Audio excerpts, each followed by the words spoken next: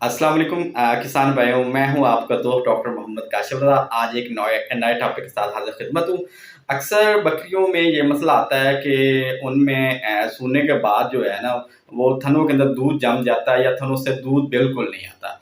तो इस सिलसिले में हमारे वो किसान भाई जिनको एंटीबायोटिक या कोई भी इंजेक्शन रिकमेंड किया जाए, वो डरते हैं कि कहीं जानवर दूध ना कम कर जाए, या अगर गब्बर है तो बच्चा ना फेंक दें। या ऐसे किसान भाई जो कि दूर दराज एरिया में रहते हैं, जहाँ पर कोई वेटरी सब्सिडी नहीं है, जहाँ पर कोई वेटरी स्टोर नहीं है, जहाँ पर कोई मेडिसिन अवेलेबल नहीं है, तो उनके लिए ये नुस्खा जो है इंतहाई अज़मूदा है, और वो ये नुस्खा आजमाएं और इंशाल्लाह आपकी बकरी के थनों को इससे अफादत मिलेगी और आपका मसला जो है वो हल हो जाएगा।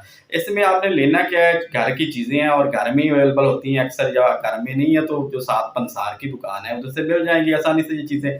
तो चीज़ें जो है वो सिर्फ 3 ही लेनी है। आपने चीज़ें नोट फरमा लें और नोट फरमा कर इसको आजमाएं, इंशाल्लाह आपको इससे बेहतर फ़ायदा मिलेगा। आपने करना क्या है, आपने लेना है जी 15 ग्राम, आपने लेना सूंठ। सूंठ जो होती है वो बेसिकली पंसार से मिलती है और ये अदरक की सूखी हुई फॉर्म होती है। तो सूंठ 15 ग्राम ले लें। उसके बाद आपने लेना है जी 10 ग्राम आपने हल्दी लेनी है। हल्दी तो हर घर में अवेलेबल होती है।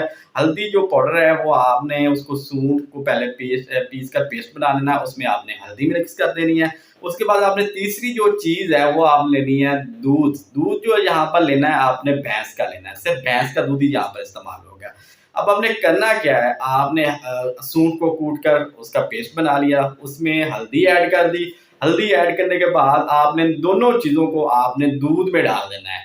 अब ये जो तीनों चीज़ें हैं, दूध, हल्दी और तीसरी जो अपनी सूंठ है, इन तीनों चीज़ों का मिक्सचर जो है, जो महलूल है, इसको 1 पाव पानी में आपने मिला देना है।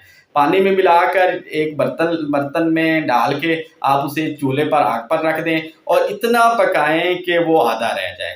जब आधा रह जाए तो आपने उतार लेना है। उतार के आपने ये जो चीज़ है अपनी बकरी को खिलानी है, तो इंशाल्लाह आपके बकरी का जो थन है वो चलना शुरू हो जाएगा। और अगर दूध अगर जमा हुआ है तो दूध इंशाल्लाह उससे थन के अंदर से चलना शुरू हो जाएगा।